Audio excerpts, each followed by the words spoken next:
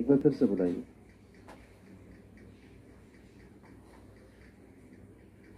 पूरा स्लाइड ये रोटेट नहीं हो रहा, आगे देखिए। जैसे मैं ये रोटेट कर रहा हूँ ना, ये देखिए मैंने स्लाइड यहाँ प्ले किया, नहीं हो रहा।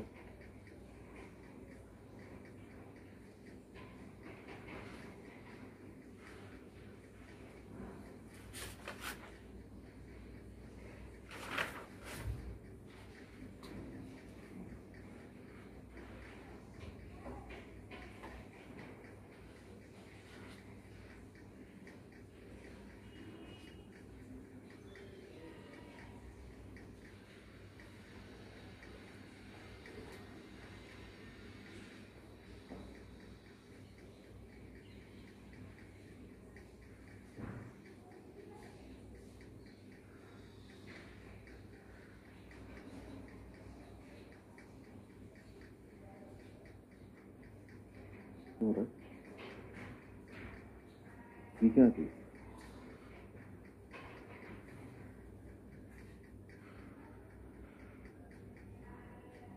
क्या है कि बहुत लंबे समय से चीजें नहीं चलती है ना, तो तरह तरह की समस्या। आज काफी दिन की, आज फर्स्ट डे क्लास चली है मेरे ख्याल से, तो ऐसा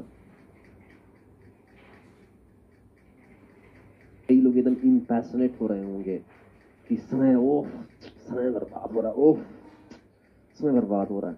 मैं बता दूं, आपके पेपर 4 में ही एक वैल्यू है जिसे कहते हैं टॉलरेंस। नहीं, किसी सिविल सर्वेंट से मैंने पूछा था, एक साथ किसी सेमिनार में जा रहे थे, तो फ्लाइट पे हम लोग बैठे थे, तो अचानक मैंने उनसे एक सवाल पूछा।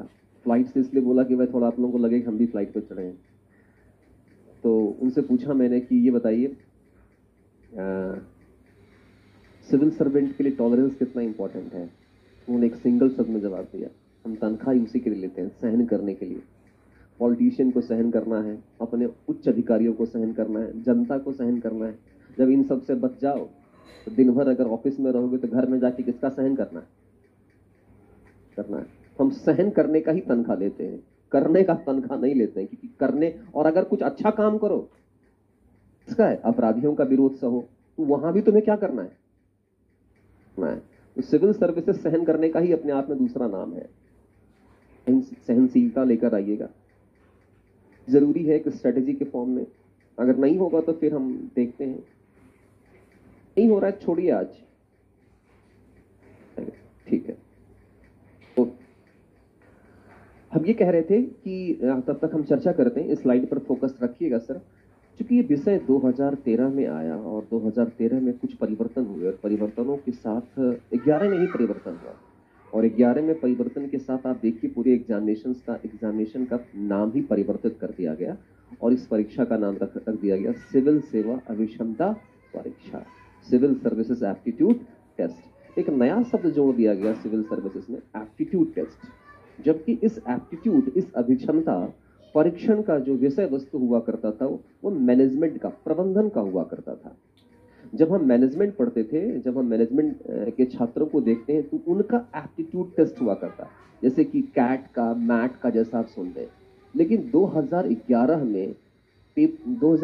में सिविल सर्विसेज के सिलेबस में एक परिवर्तन आया, और उससे सीसेट फर्स्ट पेपर और सेकंड पेपर आया। इस पेपर ने ही दरअसल हम सबकी मानसिकता में बदलाव ला दिया। और मानसिकता में क्या बदलाव लाया? इसने साफ और सरल शब्दों में कहा कि हम तुम्हारे ज्ञान का परीक्षण नहीं करेंगे, हम तुम्हारे अभिक्षमता का परीक्षण करेंगे, हम तुम्हारे व्यक्तित्व का परीक्षण करेंगे। यह जो सिलेबस है, यह जो नया विषय हम सबके साथ जुड़ा है 2011 से पीटी के अंदर, और फिर 2013 में एक नया परिवर्तन आया मुख्य परीक्षा में, जिसमें कि पेपर 4 को जगह दिया गया। और पेपर 4 को जगह देने के साथ ही हमने क्या देखा कि जो वाकई विषय वस्तु है, जो प्रश्नों की प्रकृति है, इन सभी प्रश्नों की प्रकृति के माध्यम से हम सबसे जो पूछा जा रहा था वो ज्ञान का परीक्षण कम, दरअसल व्यक्तित्व का परीक्षण ज्यादा था।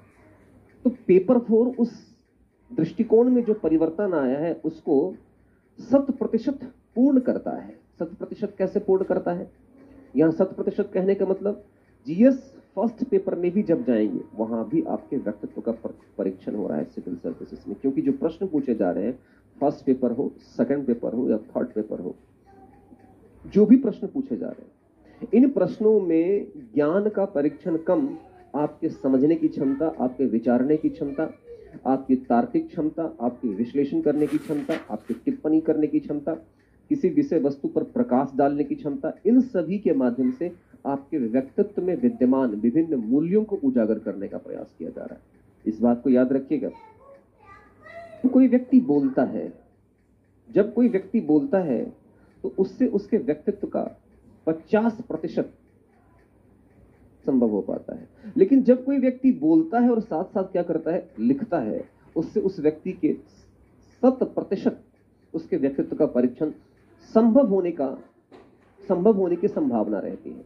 तो मेरे कहने का मतलब यहां पर यह है कि जब आपसे इंटरव्यू लिया जाता है तो उस वक्त आपके व्यक्तित्व का परीक्षण वर्बली, शाब्दिक रूप से आपसे लिया जा रहा होता है, लेकिन जब आप मुख्य परीक्षा में लिख रहे होते हैं तो उत्तर लेखन के दौरान ही आपके व्यक्तित्व का प्रदर्शन होने लग जाता है। और खास करके जब हम प्रश्नों की प्रकृति पर गौर करेंगे और खास करके हम चतुर्थ पेपर जो हमारा है सामान्य अध्ययन का, उस पर जब हम फोकस करेंगे तो हम ये देखेंगे कि प्रश्न इस प्रकार से पूछे जा रहे हैं कि उन प्रश्नों को देखकर लगता है कि अगर एक व्यक्तित्व अच्छा है, किसी व्यक्ति के पास समझ अच्छी है, मूल्य अच्छे हैं, इंटेलिजेंट है, बुद्धिमान है, तो प्रश्नों को आसानी से लिख ले जाएगा। और सबसे अच्छी बात आपको बताएं कि सिविल सर्विसेज में अब वही सेलेक्ट होगा जिसमें सोचने विचारने की क्षमता होगी। और मैं कहूंगा यूपीएससी और पीसीएस को छोड़िए, यूपीएससी को छोड़िए, पीसीएस में भी आइए, जब से सिलेबस चेंज हुआ उस पाठ्यक्रम के परिवर्तन के साथ इंग्लिश मीडियम की जो दावेदारी थी वो फिर से स्थापित होने लगी। रीजन क्या है? सिलेबस ही इस तरह से है, पाठ्यक्रम ही इस तरह से है, जहां पर ज्ञान का परीक्षण कम, व्यक्तित्व का परीक्षण ज्यादा हो रहा है। आपको किताबी ज्ञान से बाहर निकल करके उस ज्ञान का प्रयोग समसामयिक दृष्टिकोण से कहां पर किया जाएगा, उसकी व्यवहारिकता पर आपको अधिक फोकस करना है। 2013 में एक नया सिलेबस आया और 2013 में सिलेबस ऐसा आया कि आज से 10 साल बाद भी अगर कोई पढ़ेगा उस बच्चों के लिए, उन विद्यार्थियों के लिए नया होगा। वस्तुतः अगर देखा जाए पेपर 4 नया बिल्कुल नहीं है, 4 का कुछ हिस्सा नया है, लेकिन पेपर 4 में जब हम कहते हैं नैतिकता, जब हम एथिक्स विषय का नाम लेते हैं तो एथिक्स का तात्पर्य यह है कि हम अपने जीवन में उचित क्या है, अनुचित क्या है, इसका हम संज्ञान ले रहे होते हैं, इसकी जानकारी हम ले रहे होते हैं। तो यह विषय बिल्कुल ही नवीन नहीं है। यह विषय तो तब से है जब से हम जन्म लिए और हमारी माँ ने हमें सिखाया तो चलो ठीक से उठो, ठीक से खाओ, ठीक से बोलो, चोरी मत करो, झूठ मत बोलो, अच्छे इंसान बनो। तो ये हम बचपन से ही अपने माता पिता के साथ, अपने समाज के साथ अंतरक्रिया करते हुए, अपने शिक्षण संस्थानों के साथ अंतरक्रिया करते हुए, अपने समूह के साथ अंतरक्रिया करते हुए, अपने धर्म के साथ अंतरक्रिया करते हुए, अपने जाति के साथ अंतरक्रिया करते हुए, अपने समुदाय के लोगों के साथ अंतरक्रिया करते हुए हमने भिन्न भिन्न प्रकार के मूल्यों को ग्रहण करने का कार्य किया हुआ है। तो नैतिकता विषय के रूप में भले ही हमारे और आपके लिए नया हो सकता है, लेकिन एक धर्म के रूप में देखा जाए, एक दृष्टिकोण के रूप में देखा जाए, ये तब से विद्यमान है जब से हम इस पृथ्वी पर जन्म लिए हैं और जन्म के साथ समाज हमारे अंतरक्रिया कर रहा है, उसी समय से नैतिकता विद्यमान। तो विषय नया है लेकिन इसका व्यवहार नया, यह हम सबके साथ जीवन में जुड़ा हुआ है। फिर भी जब इसको पढ़ा जाएगा, जब इसको समझा जाएगा, तो हमने कहा था कि जब पेपर 4 पढ़ा जाएगा तो पेपर 4 के प्रति एक सही दृष्टिकोण और नजरिया उत्पन्न करना जरूरी है। और यह विषय नया है, तो नएपन होने के कारण मुझे लगता है इसमें कई प्रकार के तकनीकी शब्दावली आपके पास आएंगे। जैसे आप हेडिंग को ही देखिए, एथिक्स लिखा हुआ है, इसमें से कई लोग कहे होंगे सर हम जानते हैं एथिक्स का मतलब। इसी एथिक्स के साथ कई शब्द जुड़ जाते हैं। मूल्य क्या होता है? मूल्य को जब बोलेंगे तो भावना जुड़ जाएगी, भावना का जब नाम लेंगे तो वहीं पर एक शब्द आएगा आपके पास कि एहसास क्या होता है, फीलिंग क्या होता है।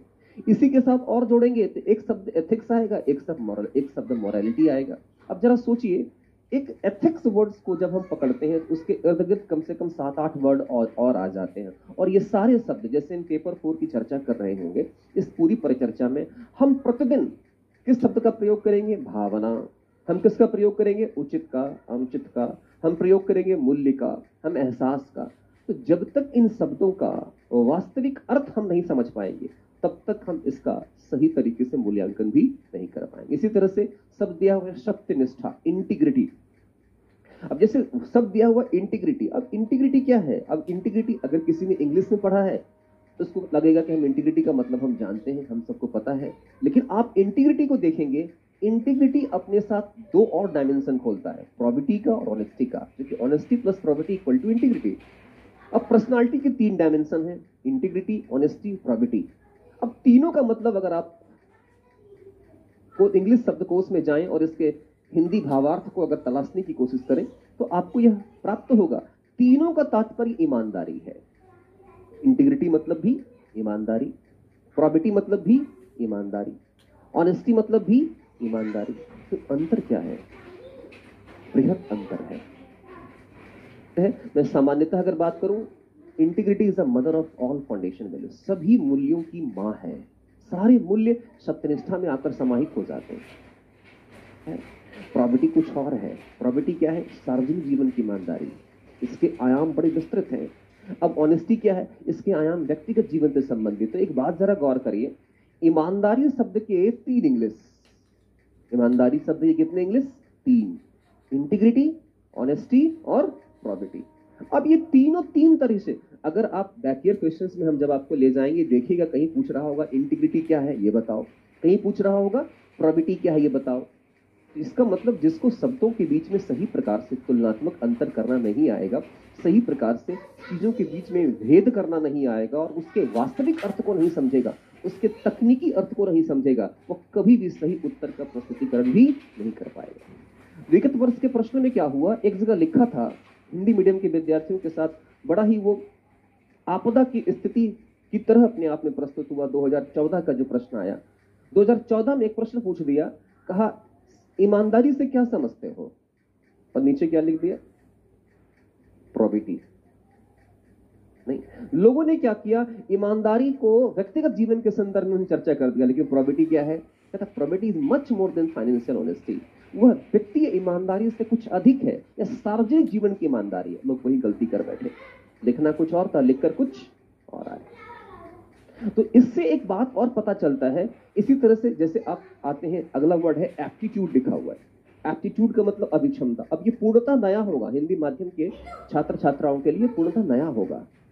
अब एप्टीट्यूड क्या? एप्टीट्यूड का मतलब है अभिक्षमता। इसी के साथ कई शब्द जुड़े हुए हैं, इंटरेस्ट है, एबिलिटी, इसी के साथ जुड़ा हुआ कैपेसिटी, इसी का सिनोनिम्स है कैपेबिलिटी, इसी का सिनोनिम्स है कॉम्पिटेंस, इसी का सिनोनिम्स है कैपेबिलिटी। तो इसका मतलब एक बात निकलकर सामने आता है कि आखिर ये जो नॉलेज, तो इसका मतलब ये है कि एप्टीट्यूड वर्ड है कि है क्या। इसी तरह से कई शब्द हम जब पढ़ाएंगे बीच बीच में आएगा, इमोशनल इंटेलिजेंस, किसी तरह शब्द आएगा एटीट्यूड, इसी तरह के शब्द आएंगे पब्लिक लाइफ। अब जैसे एटीट्यूड शब्द का प्रयोग करते हैं, इसमें से मैक्सिमम लोग जानते होंगे एटीट्यूड का मतलब क्या होता है। कोई बता सकते हैं एटीट्यूड का मतलब क्या होता है? एटीट्यूड क्या है? पुराने विद्यार्थी में पढ़ चुके हैं, वो उत्तर नहीं देंगे, बदल नहीं सकती है। पेपर 4 के अंतर्गत 90% जो चीजें हैं वो स्टैटिक है। जो आज से 5 साल पहले पढ़ रहे थे तो एटीट्यूड का मतलब भी वही था, और 5 साल के बाद भी पढ़ेंगे तो एटीट्यूड का मतलब वही रहेगा। मेरा यहाँ संदर्भ परिचर्चा का है, वह है नए लोगों को, नए छात्र छात्राओं को समझाने का, सिखाने का। तो जरा आप बताएं, अगर आपसे पूछता है एटीट्यूड क्या है, क्या समझते हैं एटीट्यूड से आप? बताएं, देखिए एटीट्यूड क्या होता है। आप जानते हैं? आवाज तो नहीं आ पाएगी, आ जाएगी, बोलिए।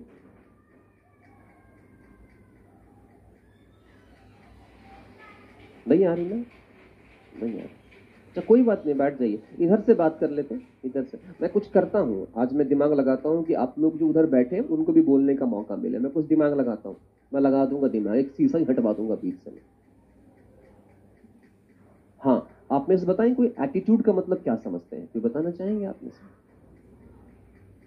कोई भी कुछ भी समझते हो तो मैं जानना चाहता हूं, कि मैं ये समझाना चाहता हूं कि आप जो समझते हैं वो नहीं है ये, जैसे कि एटीट्यूड है। अब एटीट्यूड का मतलब क्या है? जब हम एटीट्यूड की बात करते हैं तो एटीट्यूड का तात्पर्य हो जाता है कि आप,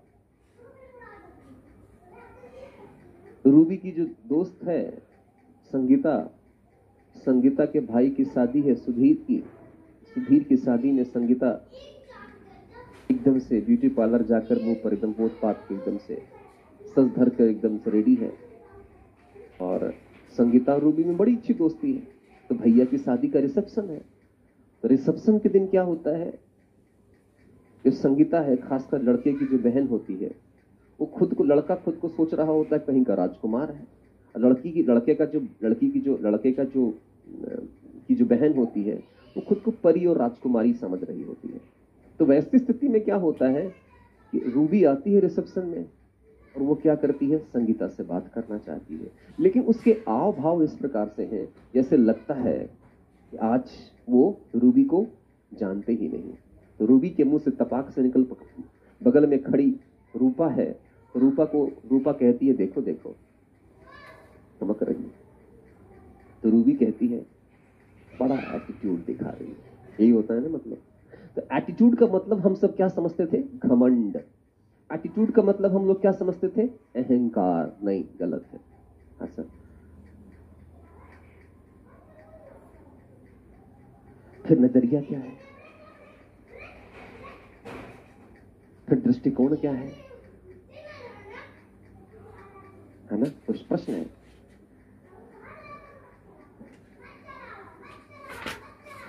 ठीक है, बैठ जाए, जैसे कि बैठ जाए। अच्छा प्रयास किया आपने। जैसे आपने कहा दृष्टिकोण, शब्द पढ़ना है हमें, अप्रोच कहते हैं उसे। जैसे नजरिया कहा, नजरिया का ही इंग्लिश होता है एटीट्यूड। नजरिया का ही इंग्लिश होता है एटीट्यूड, और एटीट्यूड का हिंदी होता है मनोवृत्ति। थोड़ा सा इन सब चीजों पर हमें ध्यान रखना पड़ेगा। हम कई शब्द हिंदी में प्रयोग करते हैं, वो गलत करते हैं, और पेपर 4 में गलतियां हो सकती है। तो मैं ये समझाना चाह रहा था, जैसे आप एटीट्यूड कहते हैं, दरअसल उसका प्रयोग करने का हमारे जीवन में सामान्य संदर्भ किससे होता है, अहंकार से होता है। संदर्भ किससे होता है कि हम अपने कहते हैं बड़ा एटीट्यूड वाला बंदा है, इसका मतलब है अहंकार। नहीं, गलत है, और है। क्या है इसका मतलब, हम ये देख रहे हैं कई ऐसे शब्द हैं जो बिल्कुल ही नवीनतम है, और इन नवीनतम शब्दों को हमें समझना पड़ेगा। इसका मतलब है आप जब पेपर 4 में जाएंगे, इसी तरह से जैसे एथिक्स आपने देखा, इंटीग्रिटी देखा, एटीट्यूड देखा, प्रोबेबिलिटी देखा, आपने इसी तरह से क्या देखा, आप देखेंगे अकाउंटेबिलिटी क्या है, रिस्पॉन्सिबिलिटी क्या है, वैल्यू क्या है, तो कई मॉरलिटी क्या है, कई ऐसे शब्द हैं, कैरेक्टर क्या है, नेचर क्या है, बहुत सारे शब्द हैं, राइट क्या है, रॉन्ग क्या है, ड्यूटी क्या है, ऑब्लिगेशन क्या है, कई ऐसे शब्द हैं। तो मुझे लगता है हम सिलेबस को प्रारंभ करें, हम किसी विषय वस्तु को प्रारंभ करें, और उसमें भी सिलेबस नया है, आप सबके लिए नया है, तो हम सिलेबस को प्रारंभ करें। इससे पहले क्या लगता है, हम सीधे सीधे टॉपिक स्टार्ट कर दें, या पहले सिलेबस पे परिचर्चा होनी चाहिए? सिलेबस पे परिचर्चा होनी चाहिए। तो चलिए हम सबसे पहले सिलेबस पर हम परिचर्चा स्टार्ट करते हैं। हेडिंग दीजिएगा पाठ्यक्रम परिचर्चा। हेडिंग दीजिएगा पाठ्यक्रम परिचर्चा। ये ठीक हो गया?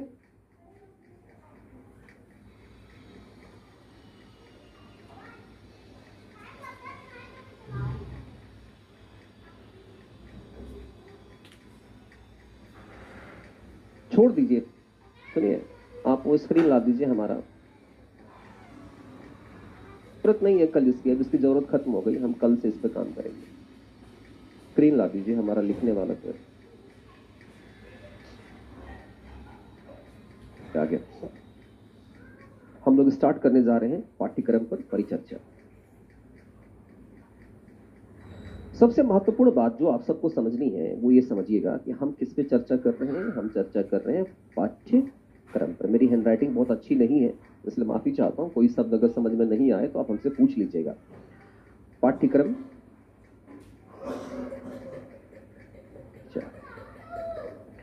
तो हम चर्चा कर रहे हैं किस पर, हम चर्चा कर रहे हैं जीएस के 4th पेपर पर। और मैं चाहूंगा, मैं जो पढ़ाऊंगा आपको वो फ्लो चार्ट के फॉर्म में पढ़ाऊंगा, मैं आपको लिखवाऊंगा भी। तो जो कुछ भी मैं ड्रॉ कर रहा हूं आप मेरे साथ ड्रॉ करते चलिएगा, ये आपके नोट्स का हिस्सा रहेगा, ठीक है? तो जब हम जीएस 4th पेपर में हम बात करते हैं, जीएस 4th पेपर जो है, जब हम करते हैं, रणनीति ये कहती है, अनुभव यह कहता है कि जीएस 4th पेपर की जो आधारशिला है, जो आधार है, वह आधार मुख्यतः विषयों पर टिका हुआ है। 3 जो विषय हैं वो क्या है, जीएस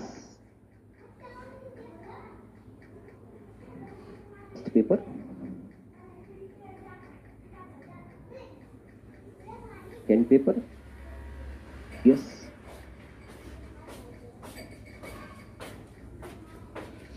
इसका मतलब है यदि कोई व्यक्ति पेपर 4 पढ़ना चाहता है, यदि कोई व्यक्ति पेपर 4 पढ़ना चाहता है और पेपर 4 शुरू करना चाहता है, तो हमने कहा उसकी आधारशिला किस पे टिकी हुई है? 3 पेपर पर टिकी हुई है, GS first paper, second paper और किस पे? कहने का मतलब मेरा क्या है? मेरे कहने का सेंस इस बात से है कि जीएस का जो पेपर है, इसकी जो सामग्री है, कंटेंट, इस विषय में जितने भी कंटेंट हैं, कंटेंट मतलब जो पढ़ना है हमें, वह दरअसल अगर आप देखेंगे तो वह सब कहां से इंपोर्ट हुआ है? जीएस फर्स्ट पेपर से, जीएस सेकंड पेपर से और जीएस थर्ड पेपर से। सॉरी, जीएस का कौन सा पेपर है?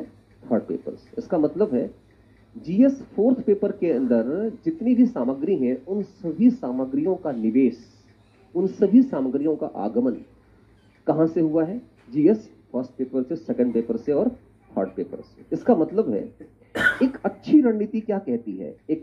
एक अच्छी रणनीति ये कहती है कि जब भी पढ़ा जाए तो पढ़ने का मतलब क्या होना चाहिए? पढ़ने का मतलब यह होना चाहिए कि GS paper plus paper plus paper, GS fourth. Actual में स्ट्रेटेजी ये कहती है GS first paper, second paper, third paper equal to fourth paper. इसका मतलब है जो कुछ भी फोर्थ पेपर में, मोहतरमा बना नहीं रही है, बनाइए ना, अरे नोट्स है ये आपका, यही नोट्स है। GS first paper, second paper, third paper में देख रहे हैं, तो जीएस अगर हमें फोर्थ पेपर में देखना है, और आपको हम बैक ईयर क्वेश्चंस दिखाएंगे, जब आपको बैक ईयर क्वेश्चन दिखाएंगे आप देख के दंग रह जाएंगे। ये क्या, सेकंड पेपर का क्वेश्चन यहां, फर्स्ट पेपर से क्वेश्चन यहां। जैसे फर्स्ट पेपर में सोसाइटी पढ़ना है, समाज पढ़ना है। अब उसमें दिया हुआ है सोसाइटी में हम पढ़ते हैं जाति प्रथा के बारे में। अब देखिएगा इस जाति प्रथा पर जो प्रश्न पूछा गया है वो कहां पूछा गया है? फोर्थ पेपर में पूछा गया। क्या करोगे? कॉर्पोरेट गवर्नेंस सेकंड पेपर का हिस्सा होना चाहिए, क्वेश्चन कहां पूछता है? सेकंड पूछता है। आरटीआई सेकंड पेपर में भी है और कहां पूछता है? फोर्थ पेपर में पूछता है। मतलब एक बहुत, अब जरा बताइए, सस्टेनेबल डेवलपमेंट, सतत धारणीय विकास, इकोलॉजी में पढ़ते हैं ना, पढ़ते हैं ना एनवायरमेंट इन इकोलॉजी में, क्वेश्चन कहां पूछ रहा है?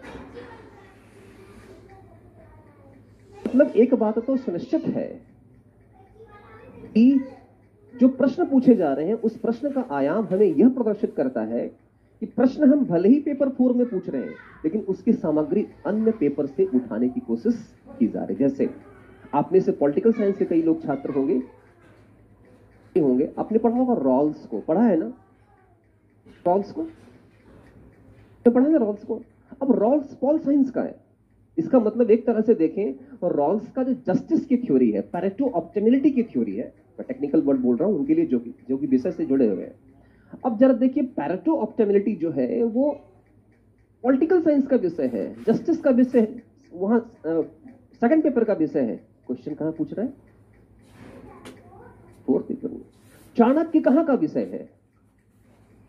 साइंस का है। क्वेश्चन कहां पूछ रहा है? और पॉलिटिकल साइंस का विषय कहां पर है, किस पेपर में? ही मैक्सिमम लोग नहीं जानते, सेकंड पेपर में। इसका मतलब क्या है? इसका मतलब है पेपर 4 में वही छात्र और छात्रा अच्छे अंक की प्राप्ति कर सकते हैं जिसका अन्य विषयों पर अच्छी पकड़ हो। तो आप कहेंगे तो हम पढ़े ही नहीं मैक्सिमम लोग, कई लोग इसमें नए आए हैं। बिल्कुल चिंता मत करिए, ये मेरा काम है। मेरा काम कैसे है? जहां जहां पर जिस पेपर से सामग्री उठानी होगी, अगर हम इकोनॉमिक्स से सामग्री उठा रहे हैं, यदि हम पॉलिटिकल साइंस से सामग्री उठा रहे हैं, या हम सोसाइटी से सामग्री उठा रहे हैं, इतिहास से सामग्री उठा रहे हैं, तो हम वो सामग्री उठाकर आपको हम फोर्थ पेपर में जब लेकर आएंगे तो वो सामग्री हम लिखवाएंगे भी और आपको क्या करेंगे, साथ में समझाएंगे। इसलिए जिन्होंने फर्स्ट पेपर नहीं पढ़ा है, जिन्होंने सेकंड पेपर नहीं पढ़ा है, थर्ड पेपर नहीं पढ़ा है, निश्चिंत रहें, ये समझाने की जिम्मेदारी किसकी है, मेरी है। और मैं बता दूं, जो लोग कक्षा की शुरुआत कर रहे हैं आज से, जिनका विषय बिल्कुल ही नवीन है, इस विषय के साथ बिल्कुल नवीन है, मैं उनको बताऊं बहुत अच्छा अवसर है कि आप पेपर 4 से शुरू कर रहे हैं, क्योंकि पूरे का पूरे एग्जामिनेशन पेपर 4 पर डिपेंडेंट है। आपको जानकारी हम दे दें, वही विद्यार्थी इस परीक्षा में सफल हो पाता है जिसका पेपर 4 में मार्क्स आता है।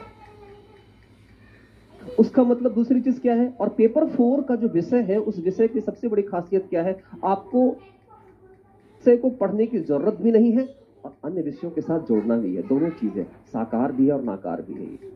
तो मेरे कहने का तात्पर्य क्या है, निश्चिंत रहिए, बिल्कुल मत घबराइएगा कि मैंने यहां पर कह दिया GS first paper, second paper, third paper के बेस पे खड़ा है, तो वो बेस जहां जहां जिसकी जरूरत होगी वो हम पढ़ाएंगे आपको, और वो आपको समझाने की गारंटी मेरी है। इसलिए कतई दिमाग में ये बात लेकर मत आइएगा कि हमने जीएस फर्स्ट पेपर नहीं पढ़ा हुआ है, सेकंड पेपर नहीं पढ़ा हुआ है, थर्ड पेपर नहीं पढ़ा हुआ है, तो हम फोर्थ पेपर कैसे पढ़ेंगे। वाकई कहा जाता है कि सबसे पहले शुरुआत किसकी होनी चाहिए,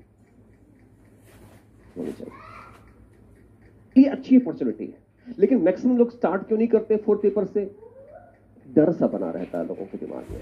और हमेशा कहा जाता है स्ट्रैटेजी, जो रियल स्ट्रैटेजी होती है ना, जो वास्तविक रणनीति होती है, हमेशा कठिनता की तरफ ले जाती, कठोरता की तरफ ले जाती, तो लोग उसको एक्सेप्ट नहीं कर पाते हैं। तो मैंने कहा अगर फोर्थ पेपर में सामग्री तलाशनी है हमें, तो हमें इन 3 पेपर से होकर क्या करना पड़ेगा, गुजरना पड़ेगा। मतलब है एक प्रश्न और क्रिएट हो जाता है हमारे सामने। क्या क्रिएट हो जाता है हमारे सामने, हमारे सामने सवाल ये खड़ा हो जाता है, इसका मतलब जीएस फर्स्ट पेपर की भी समझ होनी चाहिए, सेकंड की भी समझ होनी चाहिए, और फोर्थ की भी समझ होनी चाहिए, राइट ना। इसका मतलब तीनों पेपर की समझ होनी चाहिए कि नहीं होनी चाहिए। मतलब है कि तीनों पेपर के बारे में हमारे पास आइडिया हो, तभी हम इसको, चारों पेपर के बारे में आइडिया हो, तभी इस पेपर को सही तरीके से हम समझ सकते हैं। अच्छा, इसमें से बताइए पेपर में क्या पढ़ना है,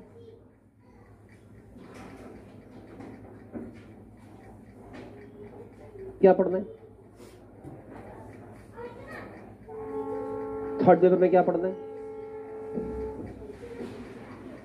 नहीं, और फोर्थ पेपर में एथिक्स इंटीग्रिटी पढ़ना है, नहीं।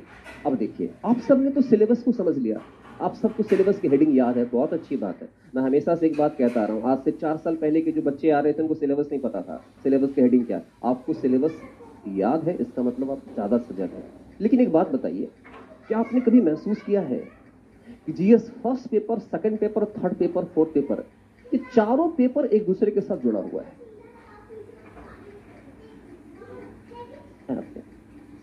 और जो इसके जुड़ाव को समझेगा वही सही तरीके से आंसर लिख पाएगा। आपको पता है, जो मेंस में विद्यार्थी हैं, फर्स्ट डे से ही मैं एग्जामिनेशन ओरिएंटेड होकर पढ़ाना चाहता हूं आपको।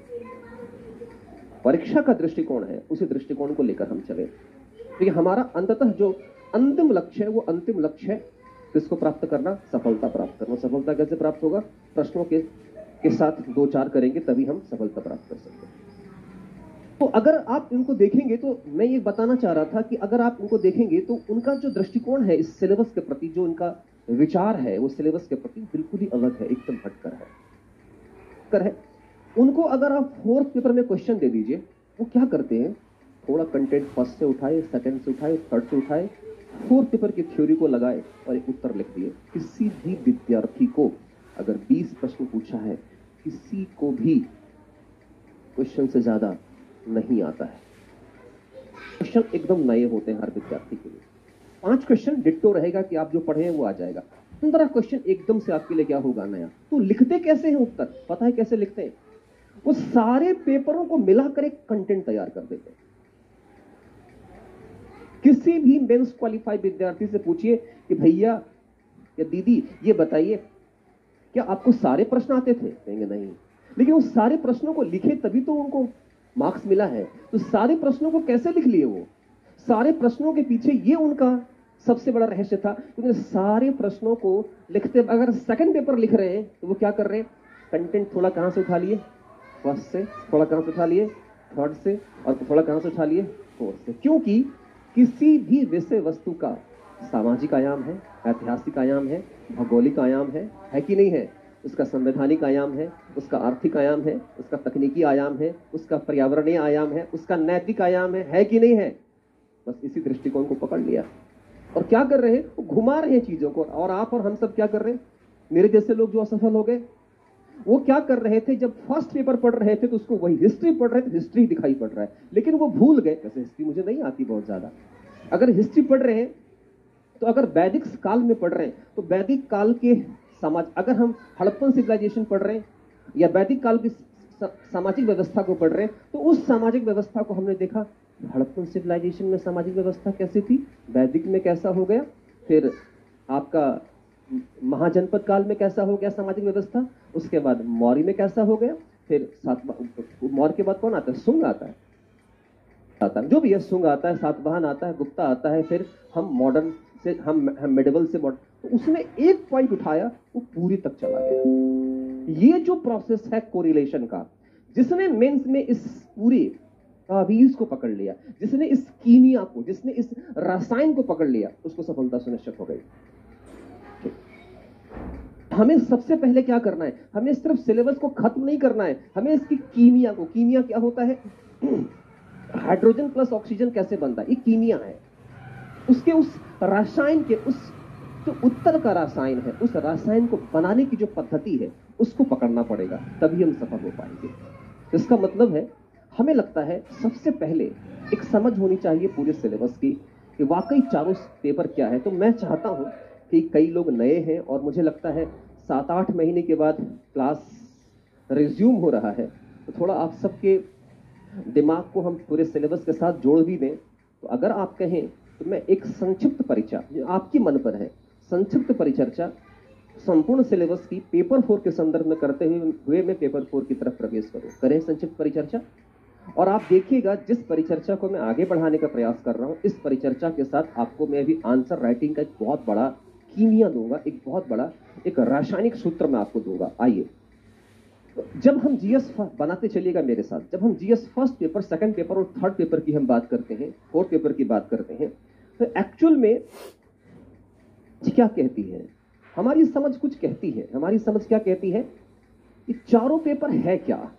अगर चारों पेपर को एक अलग दृष्टिकोण से देखा जाए, एक अलग समझ से देखा जाए, एक अलग नजरिए से देखा जाए, तो हम क्या कहेंगे? ये चारों पेपर किसके बारे में बात करता है? किसके बारे में बात करता है? ये चारों पेपर जब बात करता है